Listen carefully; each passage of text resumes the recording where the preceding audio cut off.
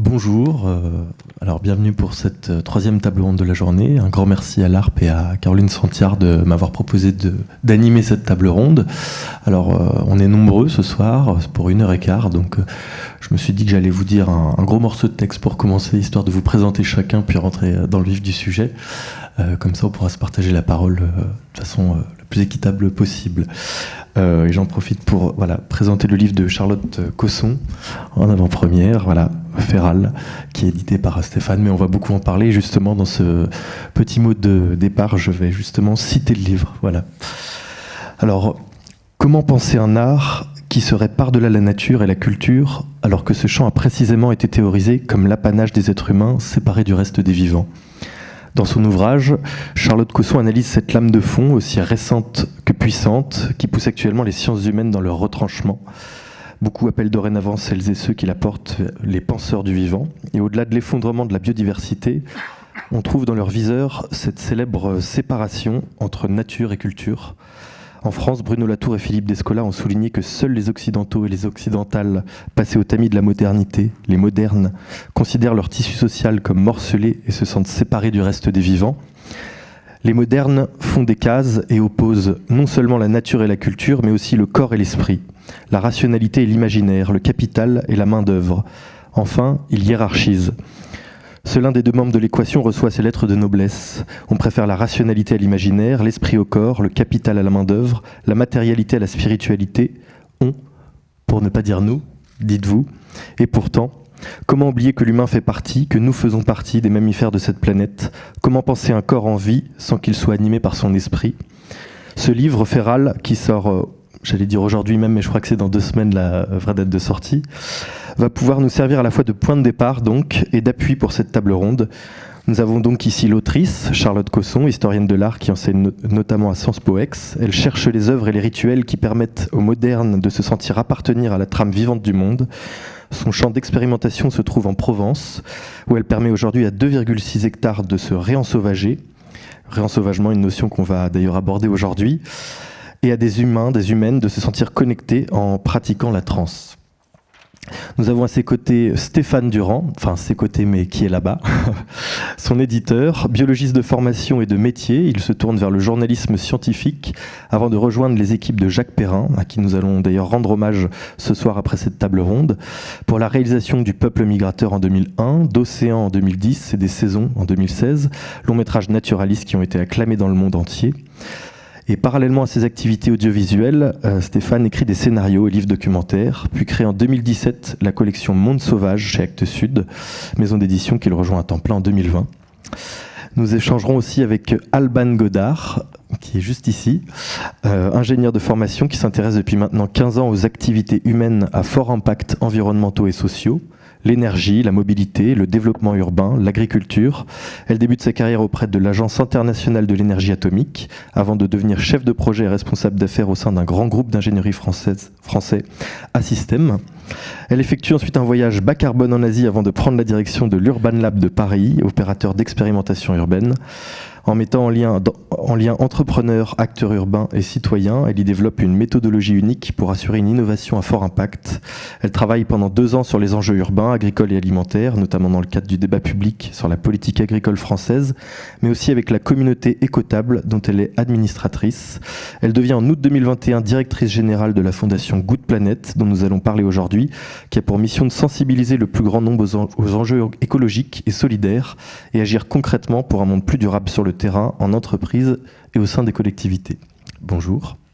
Et à côté, Jean-François Camilleri, juste à côté de moi, président et associé fondateur d'Eco Studio depuis 2019, studio de production cinéma et audiovisuel de films d'impact. Il est également associé fondateur de Pathé BC Afrique, structure de distribution de films en Afrique, francophone et au Maghreb, créée en 2020. Avant cela, il était président de The Walt Disney Company France, Benelux et Afrique francophone de 2009 à 2019 et président fondateur de Disney Nature, label de production de longs métrages animaliers pour le cinéma. Créé en 2008, ce label a produit une 12aine de films, dont Félin, Les Ailes Pourpres, Chimpanzé et Grizzly. Auparavant, Jean-François Camilleri a dirigé la distribution des films Disney, Pixar, Marvel, Lucasfilm et Ghibli pour la France, et dirigeait Gaumont Buena-Vista International, structure commune des distributions des films Gaumont et Disney. Aujourd'hui, nous reviendrons sur son parcours et sur ce qui l'a poussé à, si l'on peut dire ainsi, radicaliser son regard et son action en tant que producteur. Bonjour. Nous avons aussi Juliette Vigoureux, fondatrice de La Base, cabinet de conseil spécialisé dans la conception et le déploiement de stratégies durables auprès de professionnels du cinéma et de l'audiovisuel. Elle est diplômée d'un master de management des organisations culturelles et d'un master développement durable. Elle travaille depuis 2007 dans l'industrie cinématographique, en festival, auprès d'institutions et distribution de films.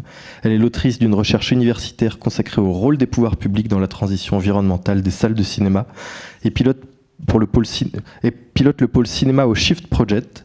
Elle est autrice du chapitre cinéma du rapport Décarbonons la culture et est titulaire de la licence Bilan Carbone, dont nous allons sûrement parler, ainsi que fondatrice de la fresque du film, dont vous sortez, je crois, d'ailleurs aujourd'hui.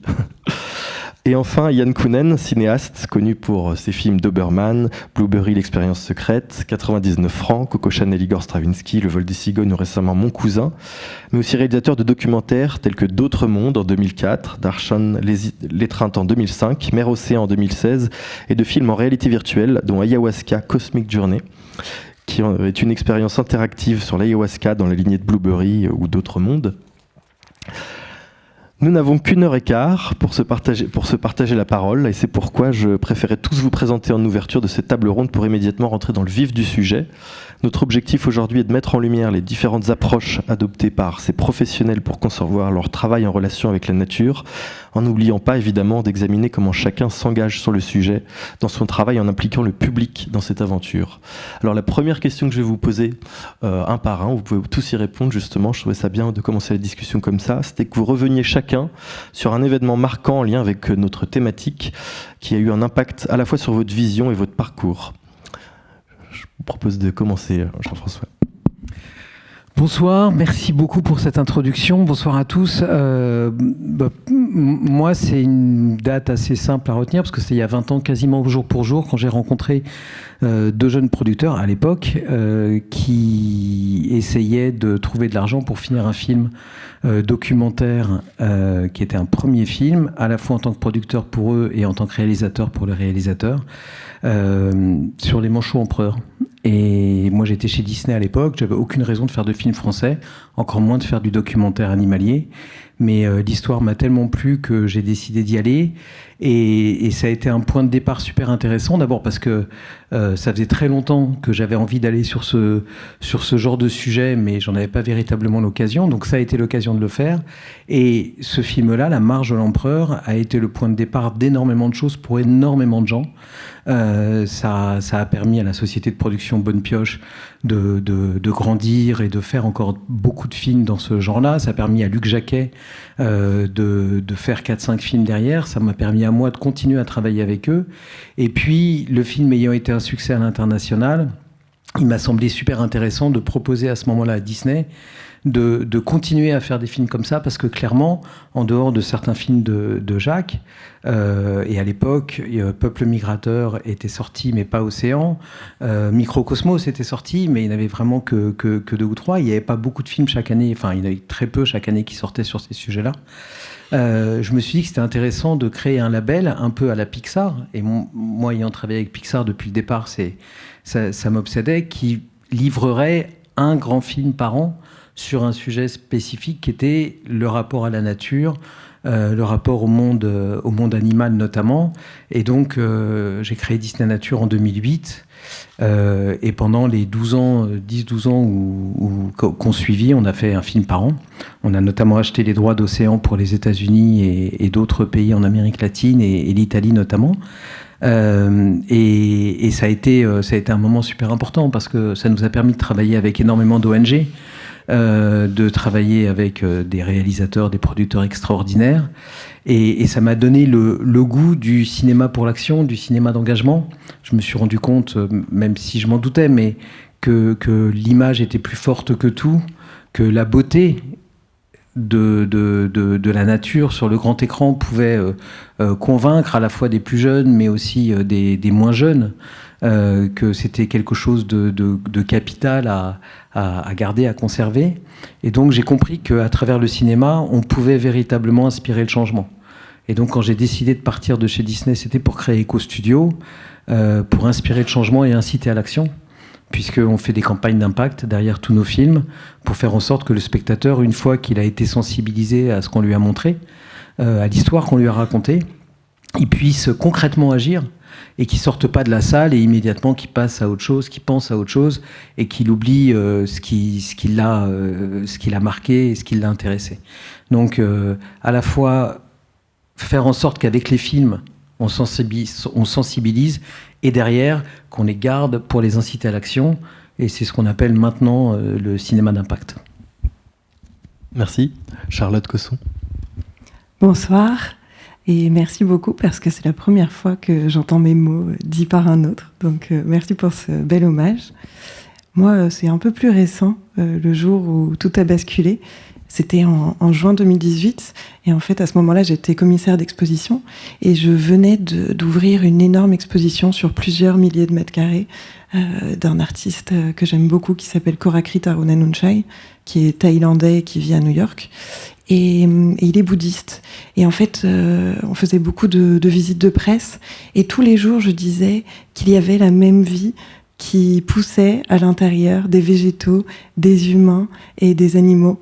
Et je le disais, et je le disais, et je le pensais, mais il y a eu ce déjeuner si particulier où je suis rentrée chez moi et je me suis fait une salade, et machinalement j'ai coupé un bout de basilic pour le mettre dans ma salade. Et j'ai eu un choc. Et je me suis rendu compte que je venais de couper un bout de vivant, que j'allais manger quelque chose qui était vivant avant. Et à ce moment-là, je me suis rendu compte que je ne pouvais plus continuer dans cette vie, que je ne pouvais plus être commissaire d'exposition et faire des expositions temporaires et donc forcément écocides, mais aussi que je ne pouvais plus habiter en ville et que je ne pouvais plus être en contact avec des plantes en pot sans se rendre compte que j'étais en contact avec des êtres vivants. Et donc là, j'ai décidé de devenir férale, c'est-à-dire de passer de domestiquer à un être qui essaye d'aller vers le sauvage ou qui retrouve les sources du sauvage en elle. Merci. Yann Kounen. Merci.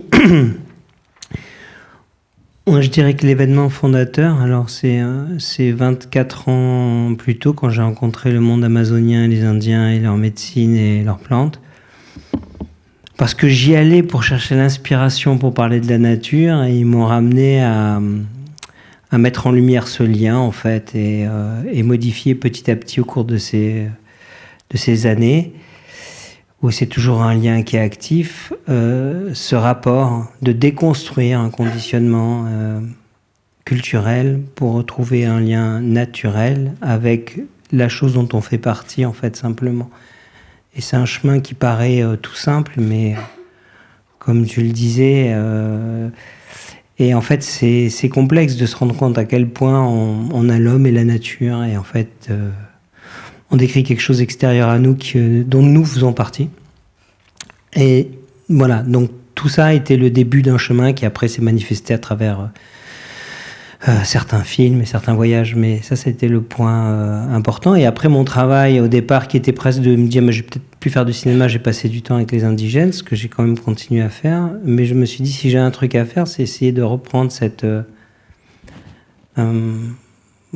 espace en tout cas qu'on m'a donné d'approcher, d'aller à la fois plus profondément à l'intérieur et en même temps de ramener des choses à travers des films, à travers des livres, et de ramener des choses pour essayer de le partager avec ma tribu, qui est partie très très loin d'une chose qui est évidente. Et donc moi, le plus grand choc, en fait, ça a été au début cette espèce d'écartèlement entre avoir une certaine pensée quand on va vers l'autre, culturellement, une pensée respectueuse au départ, mais avec plein d'idées reçues qui, au fond, étaient imprégnées, à savoir qu'on n'en sait plus, qu'on a été comme ça, qu'il faut préserver quelque chose qu'on a été. Et de comprendre que c'est pas tout à fait ça, la réalité. Il y a des gens qui sont beaucoup plus avancés dans un territoire qui est le lien avec... la place qu'ils ont dans la nature, le lien, l'ouverture cognitive, la capacité à avoir des choses que nous avons perdues, refermées en développant des êtres plus mentaux et un monde plus mental. On s'est fermé l'essence, en fait. Donc, au fur et à mesure que c'est réouvré, je pensais qu'en tant que cinéaste, c'était mon travail de partager ça avec ma culture, parce que peut-être certains pourraient être intéressés par ce point de vue qui est très complexe à ne serait-ce que percevoir, tellement nous avons oublié en tant que culture. Merci. Alban Godard. Moi, j'ai pas de moment. En fait, depuis toujours, j'arrive pas à me rappeler depuis quand j'ai pas été indignée par la place qu'on prenait. En fait, moi, c'est arrivé plutôt par une réflexion que j'ai depuis toute petite. Je sais pas la timer dans le temps. Sur la place qu'on prend, et ça prend plein de formes. C'est la place que les hommes prennent sur les femmes, la place que les humains prennent sur la nature, la place que les occidentaux prennent sur d'autres cultures. Et cette notion de déséquilibre, d'injustice, que moi je pense que j'ai d'abord conçue comme une injustice profonde, puis ensuite comme une notion de déséquilibre, qui a fait que très naturellement, c'était juste, je voyais pas sur quoi d'autre je pouvais travailler, mais c'est plus que travailler, c'est juste, ça m'a toujours animée depuis que je peux me rappeler mes premiers souvenirs. Évidemment, ça a pris des formes différentes à chaque période de ma vie, mais je pense que c'est plus un sentiment très profond et très ancien on prend trop de place. Et le on, la place qu'on prend est différente en plus en fonction de si on est un homme ou une femme, si on est un occidental ou on vient d'une autre culture, si on est si on est un animal humain ou un autre animal.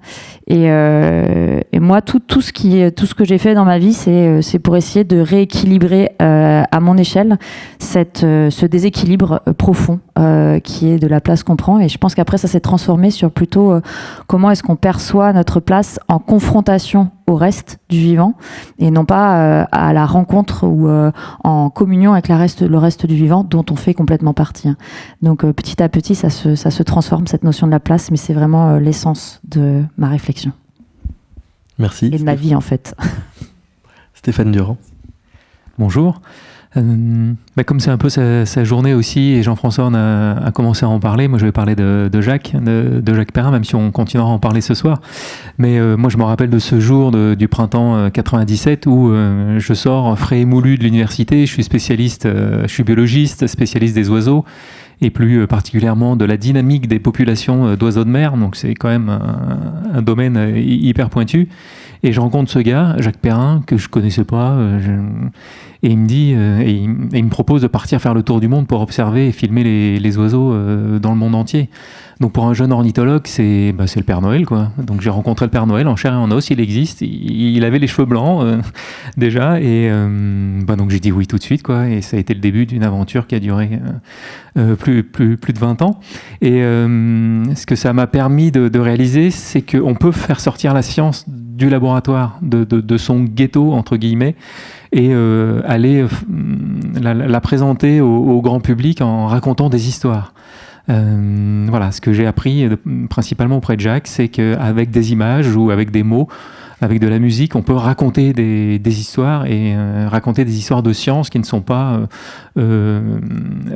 compliquées, abstraites et qui touchent les gens. Et c'est ce que je fais à travers les films, les documentaires, les livres que j'écris, les livres que j'édite, comme celui de Charlotte dernièrement. Mais c'est vraiment le cap, je m'en suis rendu compte a posteriori, c'est vraiment le cap qu'il a donné à ma vie. Merci. Et Juliette Vigoureux.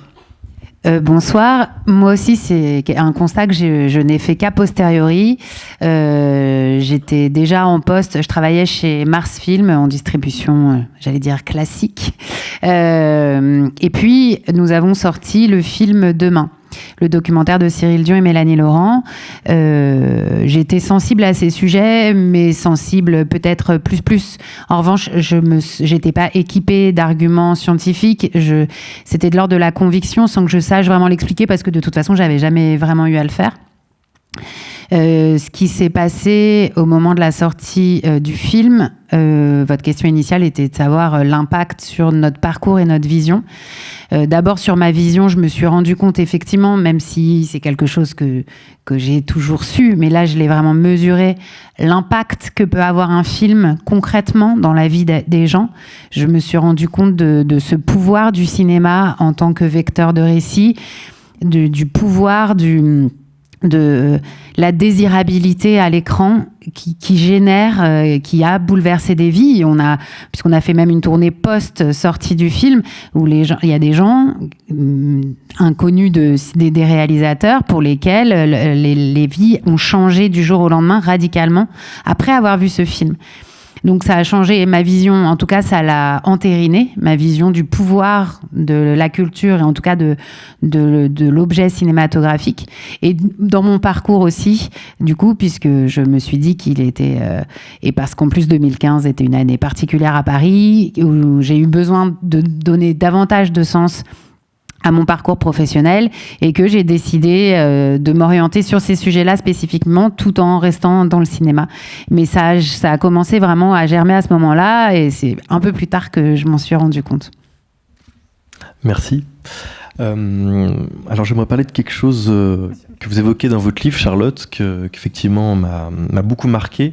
C'est sur l'idée de, certes à travers l'art, faire prendre conscience d'une situation et d'un rapport à la nature, mais aussi en dénonçant d'une certaine manière des artistes qui, en souhaitant faire prendre conscience, ont participé en fait au problème.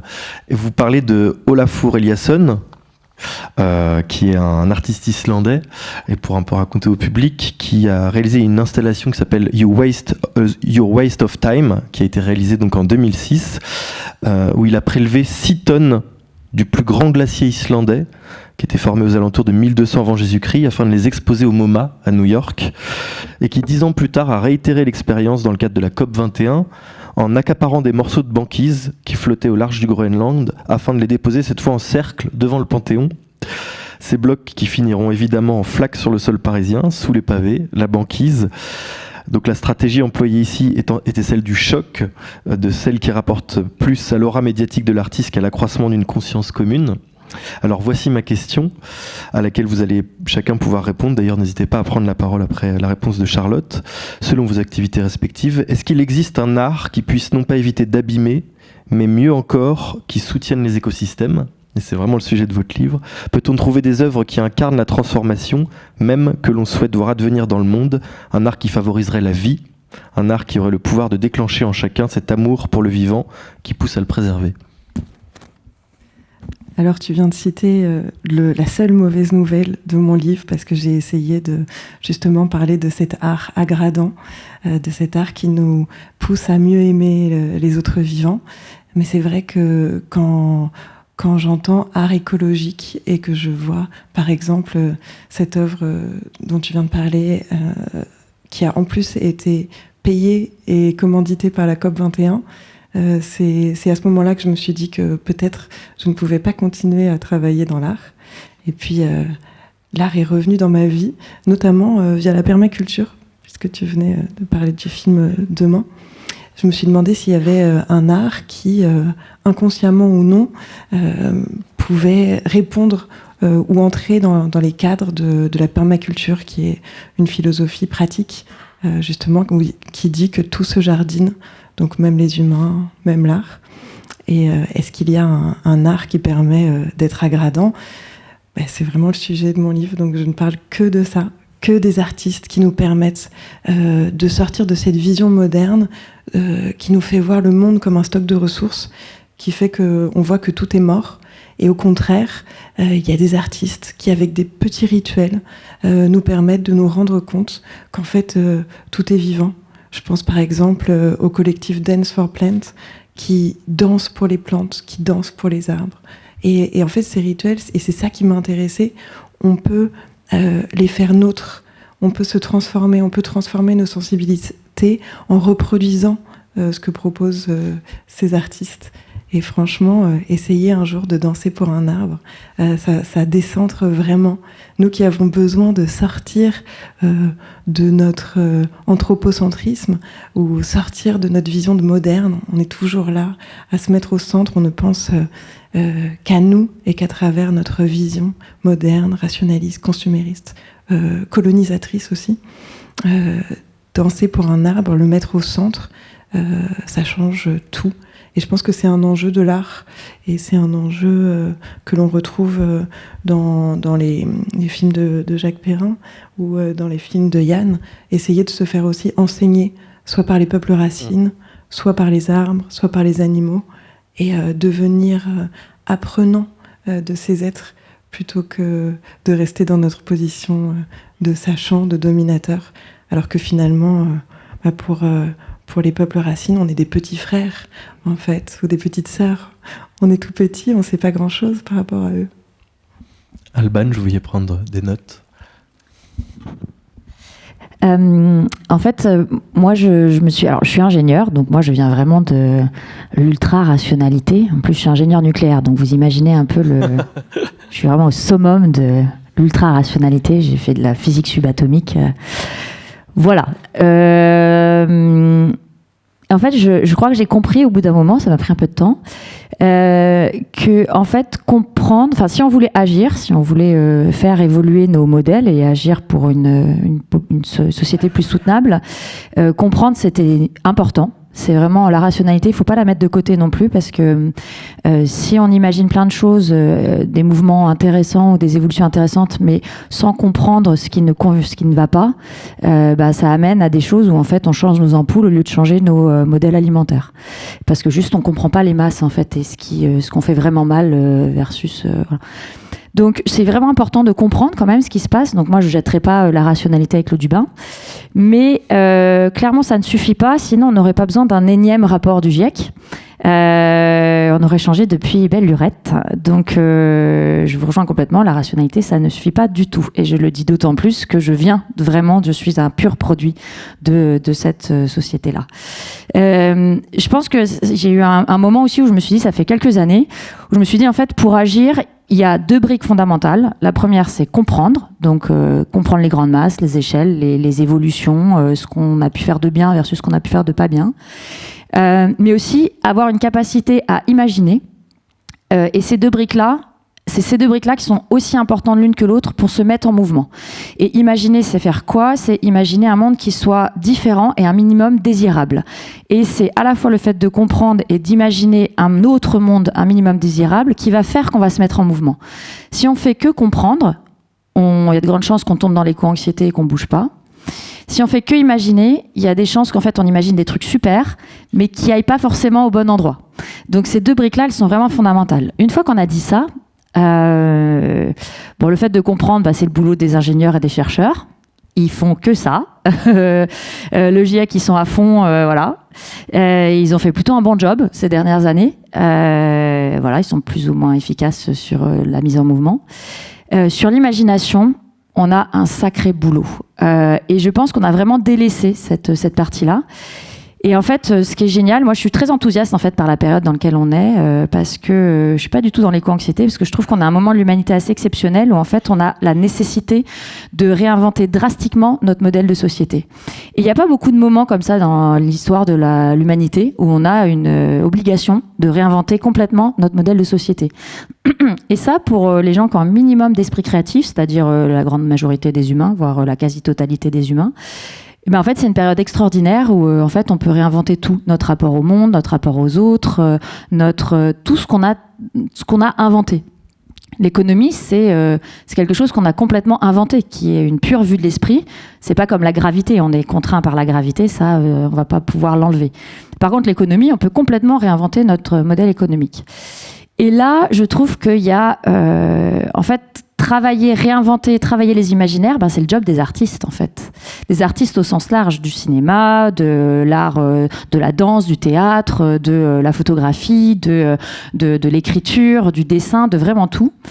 Et c'est vraiment le job des artistes que de se décaler, de montrer un autre regard et de dire « Ah, regardez si on imaginait ça un petit peu différemment ». Et je trouve que du coup, la création a aujourd'hui à la fois un pouvoir et une responsabilité immense dans cette réflexion de comment est-ce qu'on change drastiquement de paradigme, parce que c'est ça qu'il va falloir qu'on fasse, changer drastiquement de paradigme. Changer drastiquement de paradigme, ça veut dire quoi ? Ça veut dire réinventer complètement notre modèle de société. Réinventer complètement notre autonomie, notre économie, réinventer complètement notre rapport à la nature. Et il y a plein de façons de le faire. Je vous prends juste un exemple sur le rapport à la nature. Je trouve ça intéressant sur la ville. La ville, on a l'impression qu'en fait, ça nous amène très loin de la nature. Et c'est vrai parce qu'on a mal construit nos villes. Et c'est en même temps le système le plus efficace pour ne pas trop artificialiser les terres. Donc là, on a potentiellement un paradoxe, mais qui n'est pas du tout insolvable et qu'il faudrait juste repenser de manière un peu plus intelligente. Et alors, je vais vous citer un exemple de vision artistique qui va probablement vous faire hurler. Je vais citer le film, un gros film américain, un super gros blockbuster, qui n'est pas du tout un film écolo, qui s'appelle Black Panther. Donc, vous voyez, le film de super-héros ultra cliché. Et bien, dans ce film... Alors moi, j'ai beaucoup analysé les films, notamment parce que j'ai travaillé dans l'urbain avant, sur la manière dont les imaginaires urbains étaient projetés, notamment les imaginaires futuristes de la ville. Bon, pratiquement tous les imaginaires que vous avez dans le cinéma, notamment le cinéma d'anticipation, c'est des imaginaires avec des villes hyper angoissantes. Vous regardez le 5e élément, vous regardez Mad Max, vous regardez Batman, vous regardez ce que vous voulez.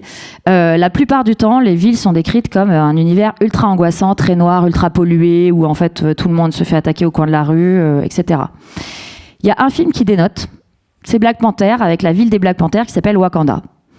Bon, cette ville, elle est ultra désirable. Elle coche pratiquement toutes les cases de la ville écolo. C'est une ville où, en fait, on a un rapport à la nature très intense. Il n'y a pas de transport individuel, il n'y a pas de voiture individuelle. La rue est un espace collectif pour faire partage, pour échanger avec l'autre, pour faire commerce, pour faire société. Il y a un rapport à la densité qui est extrêmement important, mais qui permet du coup de laisser de la place au reste, aux espaces naturels, aux espaces de production agricole, etc. C'est un des seuls films où il y a une ville extrêmement désirable, mais aussi extrêmement positive d'un point de vue environnemental. Ce qui montre que dans un film de masse, qui n'est pas du tout un film qui va, entre guillemets, attirer des convaincus ou des semi-convaincus, on peut faire un décor qui soit extrêmement, en tout cas, qui réinterroge drastiquement notre vision de la ville et avec une réflexion positive. Là, je trouve qu'on a quelque chose de vraiment, vraiment intéressant et qui a été fait par des créatifs et qui vient bousculer une vision très noire d'un système qui, au final, est extrêmement intéressant d'un point de vue environnemental. Alors, j'en profite juste pour rebondir parce qu'on a quand même Jean-François Camilleri ici qui a donc été président de Walt Disney Company en France et qui a distribué de nombreux films. On en parlait pour préparer la rencontre. Moi, j'ai 26 ans et j'ai été bercé quand même par les films Pixar, donc que ce soit Nemo ou Wall-E pour ne citer que, et qui quand même, quand on est enfant aussi, sont des films de masse et qui vont sensibiliser d'une manière très très forte à ces problématiques écologiques. Et pareil pour les films Ghibli, Princesse Mononoke, qui est un exemple absolu là-dessus. Alors Jean-François, je me demandais si vous pouviez un peu nous parler de la façon dont vous aviez appréhendé la distribution de ces films, notamment dans leur promotion. Et justement, quand on en parlait, vous disiez que c'était quand même bien en fait que le message écologique ne passe pas devant la promotion, qu'on montre avant tout des films, une histoire, et que c'est derrière, de façon un peu plus sous-jacente et subtile, qu'on va injecter des idées dans le cerveau des enfants. Oui, et j'ai eu la chance aussi de distribuer Black Panther, donc j'aime beaucoup votre exemple, Alban. Mais ce qui est super intéressant dans ce que vous dites, et ce que Léo le reprend, c'est que aujourd'hui, pour faire passer des messages, il faut le faire à travers de bons films, avant tout. Faut pas que ça soit immédiatement la chose évidente dont on va parler, et que un bon film avec un bon scénario bien produit, avec un bon casting, avec un bon réalisateur qui va insuffler ces sujets-là sera toujours beaucoup plus fort qu'un doc qui va sortir en salle, que peu de gens iront voir parce que il y aura marqué en gros sur l'affiche que c'est un film qui parle d'écologie et qui va peut-être donner des leçons, qui va peut-être être trop didactique. Et que donc, ce qui est important, c'est la subtilité. Et l'exemple de Wakanda est super bon parce que c'est vraiment ça. Il y a une subtilité qui fait que, enfin, on n'est pas dans la dystopie quand on parle de l'univers citadin de 2050 ou de 2150, et on est plutôt dans une utopie. Et Princesse Mononoke, moi j'ai eu la chance en effet de travailler sur ces films-là, et c'est vrai que ça soit Pixar avec, comme vous le disiez, Wall-E ou Le Monde de Nemo, que ça soit Ghibli avec Pompoko ou avec Princesse Mononoke, c'est l'intelligence de ces films d'être avant tout des super bons films qui parlent à plusieurs générations, qui sont très bien faits et qui apportent un message, un petit peu à la manière du cheval de Troie. Et je crois que c'est ça qu'il faut qu'on essaye de faire. Nous, producteurs, nous, distributeurs, vous, cinéastes, Yann, c'est de transporter un message à travers quelque chose de beaucoup plus global. Et sur d'autres sujets, quand Nakache et Toledano font hors normes, les gens ne vont pas voir un film sur l'autisme ou sur le handicap. Ils vont voir un film de Nakache et Toledano que beaucoup de critiques disent excellent, avec un casting qu'ils aiment, et à travers ça, ils vont apprendre des choses, ils vont être sensibilisés à quelque chose, et ça va éventuellement les inciter à s'engager derrière. Et c'est ça qui est important. Juliette, je crois que vous vouliez dire quelque chose. Oui, non, je voulais réagir à ce qui avait été dit sur est-ce que l'art, un art qui ne dégrade absolument pas la nature, peut exister. Le livre de Charlotte en est la preuve. En revanche, c'est moins vrai pour le cinéma. Le cinéma n'existe que parce que, aujourd'hui en tout cas, grâce aux énergies fossiles, il n'est pas possible aujourd'hui de produire un film carbone neutre. Ça n'est pas possible.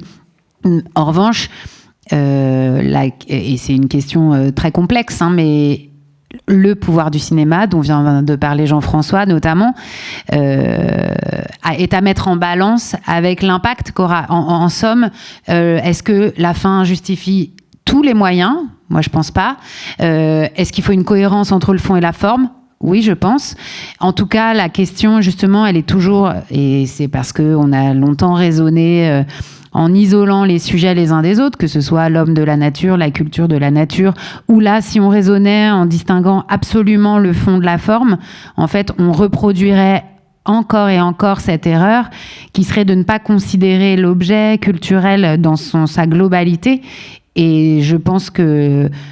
alors, Black Panther est sans doute très efficace sur le récit. Je ne sais pas de quelle manière le film a été produit, mais en tout cas, je pense qu'il convient de s'interroger sur cette cohérence-là entre le fond et la forme, et de surtout pas distinguer absolument l'un de l'autre. Et évidemment, de ne pas oublier que ce sont d'abord des propositions culturelles et donc libres d'un point de vue artistique. Néanmoins, je ne crois pas que dans tous les cas, la fin justifie les moyens. Voilà. Et du coup, j'aimerais bien interroger Yann Kounen aussi là-dessus, notamment sur l'idée de changement de paradigme. Est-ce que ce changement de vie que vous avez opéré en rencontrant ce peuple indigène vous a aussi inspiré, ou en tout cas engagé sur une autre façon d'appréhender le cinéma, qui est aussi un langage ? Est-ce que vous vous êtes mis à faire différemment du cinéma ? Moi, j'ai l'impression que le cinéma, il traduit aussi les mouvements en partie du réalisateur.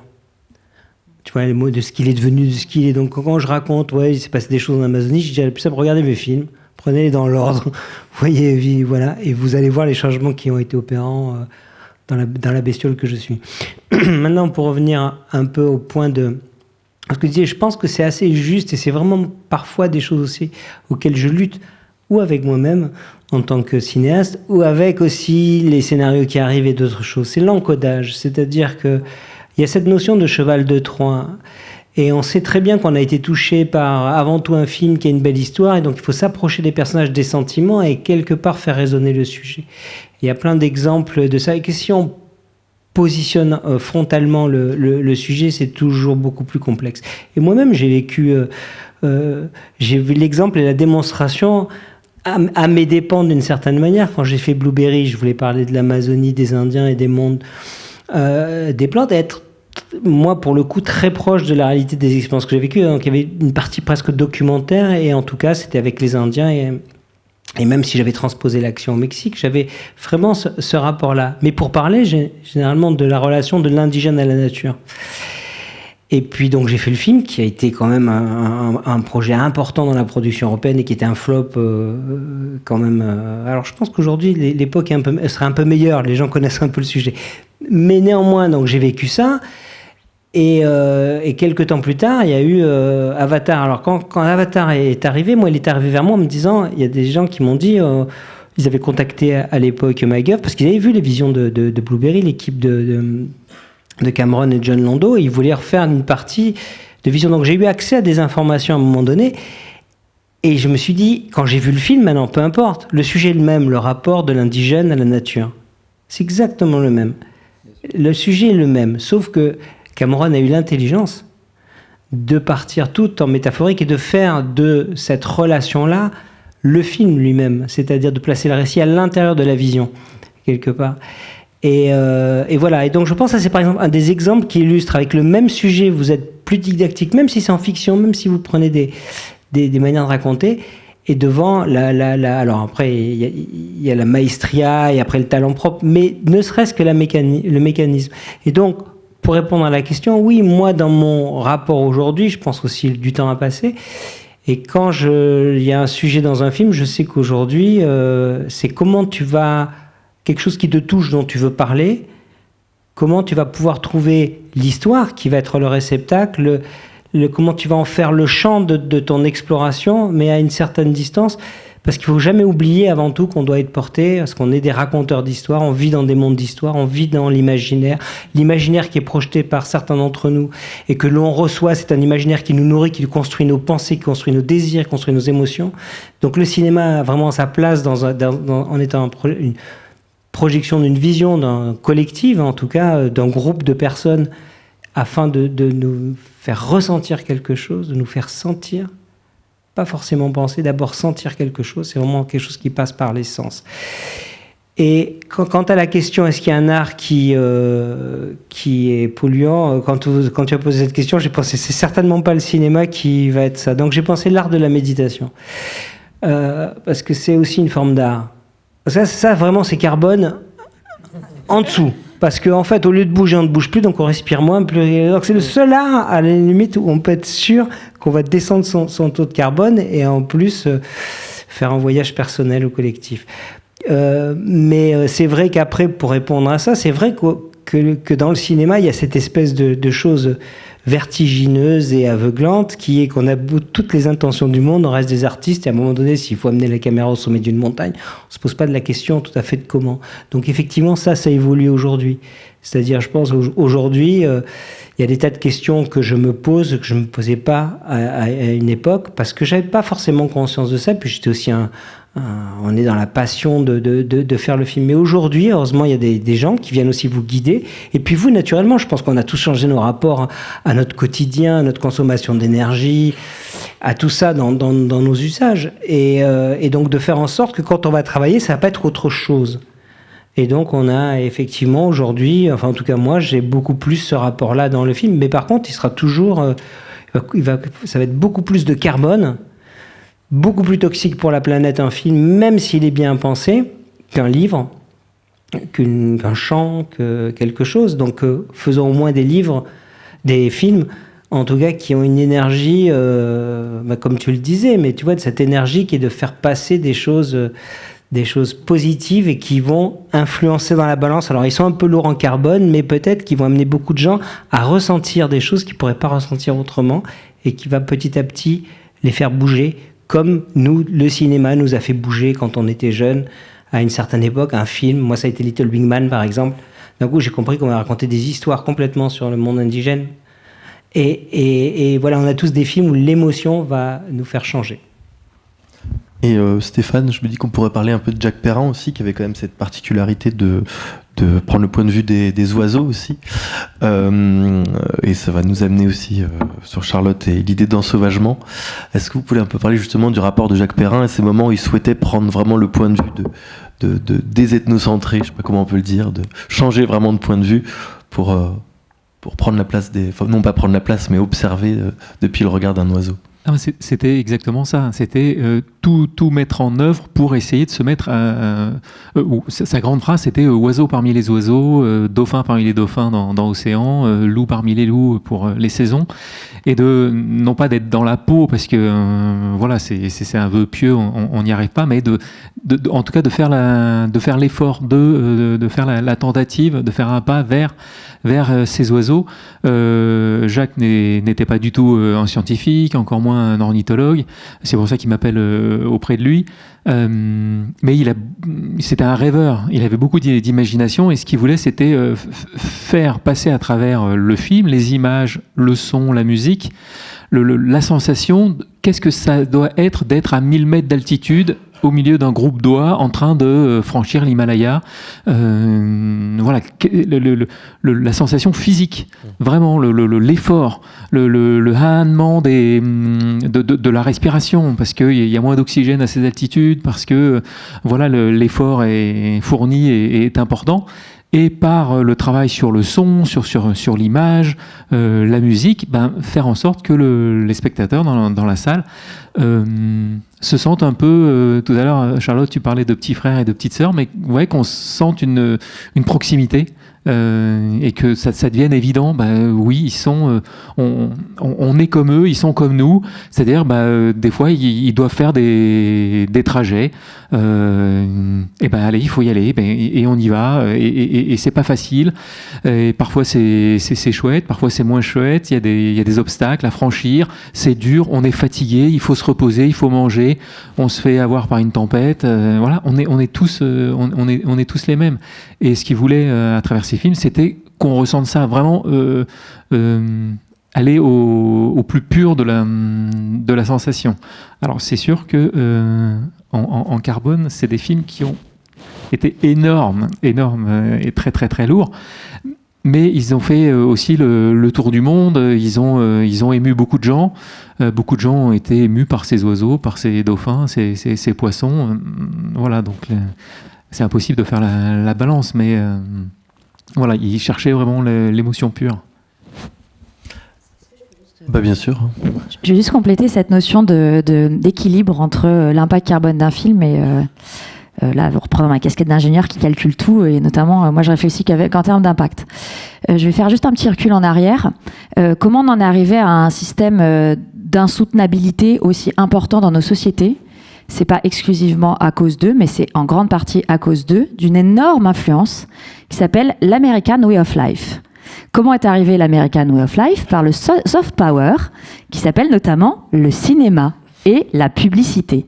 En fait, pourquoi est-ce qu'on veut absolument une voiture individuelle, voire 2 voitures individuelles ? Pourquoi est-ce qu'on veut absolument avoir un pavillon à soi ?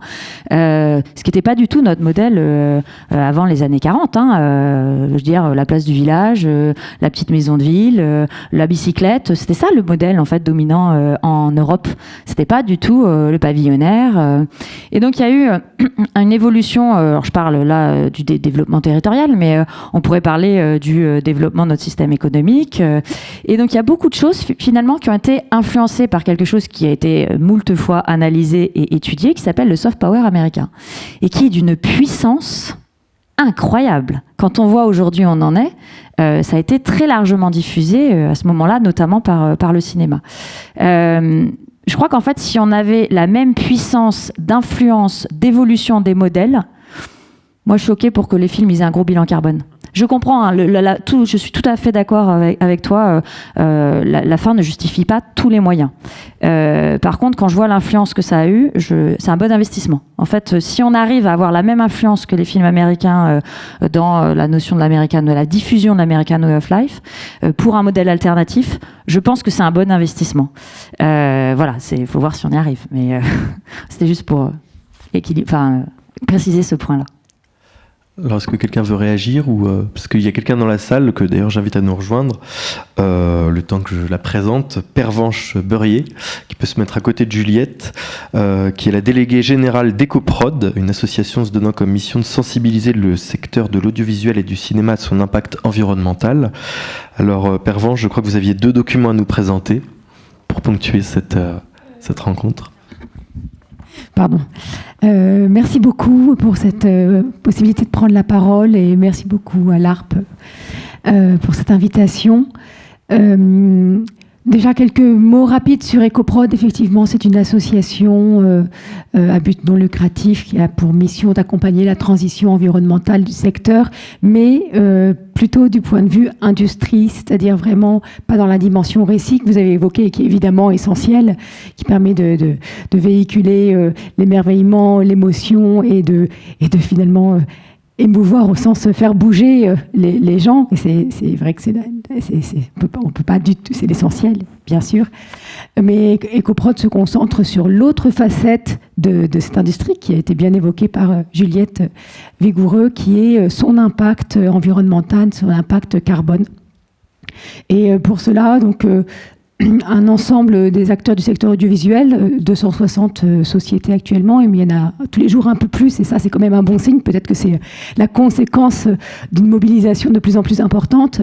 Donc on a 260 structures qui ont rejoint le mouvement EcoProd, enfin l'association EcoProd, en contribuant volontairement à la fois financièrement, mais aussi en donnant beaucoup de leur temps pour mettre en place des solutions communes, pour essayer de trouver, échanger les bonnes pratiques, et finalement se fédérer autour de ces enjeux environnementaux de façon assez pragmatique même. Voilà, donc EcoProd a pour mission à la fois de fédérer les acteurs du secteur audiovisuel au sens large. Vous évoquiez aussi la publicité, c'est important de ne pas se cantonner. Alors, on est ravis d'être ce soir ici en partenariat avec l'ARP, mais c'est vraiment le secteur audiovisuel au sens large, y compris la publicité, toutes les émissions de flux, les chaînes en continu, tout ça, ça a un impact carbone colossal. Et quand je dis carbone, évidemment, ce n'est pas que le carbone en réalité, hein, c'est toutes les ressources, l'érosion de la biodiversité, enfin bon, c'est beaucoup plus large. Donc l'idée, c'est de fédérer un peu tout ce secteur pour le mobiliser sur ces enjeux. C'est la première mission. Et pour ça, il faut d'abord savoir comment faire. Donc, un des aspects qu'on a beaucoup développé au sein d'EcoProd, ce sont les formations. Donc on forme énormément, y compris dans les gros groupes qui font tous des fresques du climat ou bientôt peut-être même des fresques du film, mais au sein des chaînes de télévision, à la fois la partie éditoriale et maintenant formée aux enjeux environnementaux. C'est progressif, hein, c'est pas encore gagné. Et puis aux enjeux d'éco-production aussi bien.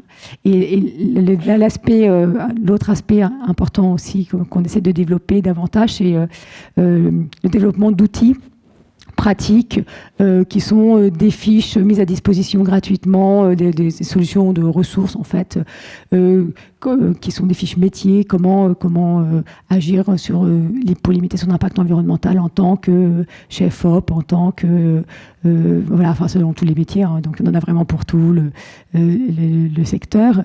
On a aussi un outil qui permet de mesurer l'impact carbone des films et ça a été finalement un travail aussi d'influence de toute cette industrie, c'est de pousser la réglementation à une réglementation plus ambitieuse et je pense que c'est aussi un autre levier d'action. L'émerveillement évidemment est un levier pour faire bouger les lignes, mais finalement la réglementation permet aussi de faire avancer les choses, peut-être parfois de façon plus directe et parfois plus rapide.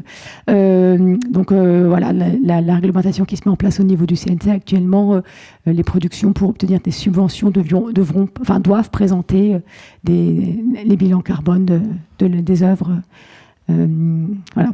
Et je me demande du coup, en entendant ça, Jean-François et Yann, comment vous appréhendez ce type d'initiative, du coup, en tant que producteur et en tant que cinéaste ? Non, mais c'est quelque chose qu'on a mis en place déjà. Et je trouve ça bien, parce qu'il faut peut-être forcer un peu la main. Et effectivement, si on a des aides aujourd'hui donc de l'État à travers le CNC dans le monde dans lequel on est, qu'on va être cohérent avec tout ça, effectivement, il faut avoir une certaine attitude ou être forcé dans une attitude, ou en tout cas, ça peut permettre de forcer le regard des acteurs de la chose. Sinon, ils peuvent faire le film sans le CNC et sans le label. Mais je pense que tout ça, c'est positif. le label, moi je sais que dans mes derniers films, effectivement, on s'est fait des réunions et on a travaillé sur comment recycler les décors, comment consommer moins, voyager en train plutôt qu'en avion, convaincre le cast de le faire, etc., etc. Et on a eu déjà cette attitude parce qu'on l'a plus, je pense, dans nos vies. Donc je pense que c'est positif après tout, parce que c'est cohérent. En fait, il faut de la cohérence. On doit retrouver de la cohérence. Voilà. Oui, et puis ça revient à ce que Juliette disait tout à l'heure. C'est vrai qu'on est une industrie quand même très consommatrice de plein de choses qui sont pas forcément très bonnes. Donc faire tous ces gestes, c'est une évidence. Et ce que je trouve bien, c'est que je sens quand même que depuis 2-3 ans, et Juliette, tu m'arrêtes si tu n'es pas d'accord avec moi, mais il y a quand même une prise de conscience ultra rapide du métier.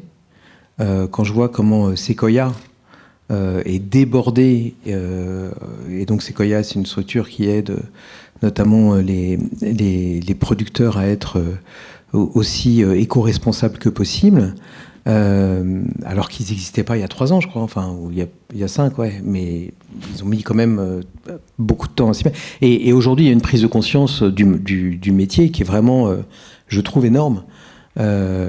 Et notamment grâce à tout ce que vous faites, et ça va forcément aller dans cette direction.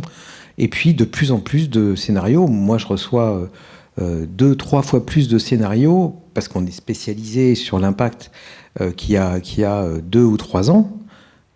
Parce que dans ces scénarios-là, il y a un sujet qui fait que ça pourrait avoir de l'impact. Et souvent venant de producteurs ou de réalisateurs de renom qui font ce qu'ils n'auraient jamais fait avant. Enfin, pour avoir travaillé sur les films Gaumont dans les années 90 et 2000, je peux vous dire que s'il y avait un film sur 300, pas chez Gaumont, mais en général sur le marché qui pouvait traiter de ces sujets-là, aujourd'hui c'est un film sur 3, dans lesquels il y a quelque part, à un moment, le sujet qui est traité d'une manière ou d'une autre. Et si en plus, dans la fabrication, grâce à ce que vous faites, grâce à tout le prosélytisme que Juliette fait, et puis grâce notamment à des structures comme Sequoia, ça peut aller encore plus loin, c'est génial, et c'est ce qui se passe aujourd'hui. Justement, vous parliez peut-être qu'on peut voir les slides, on lance le prix EcoProd à Cannes pour sa 2e année consécutive, et c'est exactement ça, c'est l'idée de montrer qu'on peut à la fois présenter des films qui sont sélectionnés au Festival de Cannes, et d'avoir... Ça n'a pas bridé la créativité, ça n'a pas empêché de faire des films de qualité, d'être sélectionnés au Festival de Cannes. Et on a quand même fait l'effort de le produire de façon responsable. C'est l'ambition. La première année, quand on a lancé le prix EcoProd à Cannes, on a eu 10 films qui ont présenté un dossier sérieux, étayé, etc. On avait lancé un appel général, toutes sélections confondues. Et on était assez contents finalement d'avoir déjà 10 films. C'était pas gagné. C'est un très beau film qui a gagné, c'est Sous les figues, film tunisien qui a gagné un des prix, je ne sais plus exactement lequel. Très très beau film. Je conseille de voir Sous les figues. Sous les figues a gagné le prix du jury parce qu'il y a eu deux prix effectivement. Et il y a aussi la Cour des miracles. Et donc voilà, l'idée c'est vraiment on espère que cette année on aura encore plus de films éco-produits dans toutes les sections de Cannes. On ne s'est pas limité à la compétition officielle parce que bon, on a toujours un petit peu autant avoir le plus de visibilité et plus de chances d'en avoir. Mais voilà, si parmi vous certains ont des films qui sont présentés à Cannes, c'est le moment aussi de nous envoyer votre dossier d'éco-production et vous serez peut-être le prix EcoProd 2023. Et surtout, c'est l'occasion d'avoir un coup de projecteur sur ces enjeux d'impact du secteur audiovisuel et cinématographique. Et je voudrais juste ajouter une chose, si je peux me permettre. Le Festival de Cannes a créé un comité environnemental dans lequel j'ai la chance de faire partie avec 3 spécialistes, 3 scientifiques. On est 4. Et donc, c'est la 3e année où... On investit 600 000 euros dans je ne trouve plus le mot, vous allez m'aider. Dans la compensation, merci, c'était le mot que je cherchais, dans la compensation carbone, puisque toutes les personnes qui vont à Cannes payent maintenant 20 euros, je crois, de plus, et le festival abonde. Donc c'est déjà, en 3 ans, ça sera 1 800 000 euros d'investir dans de la compensation carbone, tout ça parce qu'il y a une conscience évidente, et on en revient à ce qu'on disait tout à l'heure, qu'un événement comme le Festival de Cannes, qui est un des plus gros événements médiatiques au monde avec les Jeux Olympiques et la Coupe du Monde de foot, est bien évidemment pas du tout dans les rails, mais grâce à cette compensation, il y a quand même un effort important qui est fait et qu'au fur et à mesure, c'est des choses qui vont se développer sur ce festival, mais aussi sur d'autres festivals. Et c'est aussi important de le noter. Alors, et avant de conclure cette discussion avec une dernière question, je voulais absolument que Charlotte parte de quelque chose que j'ai trouvé assez formidable dans son livre. C'est, et je vais vous laisser en parler parce que vous le ferez mieux que moi, l'idée de propriété intellectuelle et comment elle pouvait être utilisée comme arme, un véritable privilège de la création, une véritable protection, le bien symbolique qui devient plus fort juridiquement que le bien tout court. Donc là, ça paraît mystérieux ce que je dis, mais j'aimerais bien que vous en parliez un peu parce que j'ai trouvé ce chapitre absolument, vraiment très important. Oui, alors en fait, je me suis rendu compte que les artistes, ils avaient beaucoup plus le droit de sortir des limites de l'autorisé que les activistes ou les zadistes et les personnes engagées écologiquement. Par exemple, il y a Gianfranco Baruccello, qui était un artiste qui, dans les années 70, a annexé autour de sa ferme, autour de Rome, plein de terres et a décidé de les cultiver. Et il a décidé que cette ferme et ces terres cultivées seraient une œuvre d'art. Et en fait, il l'a dit, s'il avait été un fermier, il se serait fait déloger. Voilà. Et donc là, je me suis dit, waouh, peut-être que l'art et les artistes, ils ont une licence là où les activistes n'en ont pas. Et il y a d'autres artistes qui s'en sont emparés de cette question, notamment Aviva Ramani, qui en fait a fait toute une symphonie et a fait peindre des notes de sa symphonie sur des arbres avec de la peinture complètement biodégradable, ne vous inquiétez pas. Et en fait, elle, en mettant ensuite un copyright sur cette symphonie, a permis que tous ces arbres soient sauvés, et pas de n'importe qui, de n'importe quoi, des compagnies minières de fracking aux États-Unis.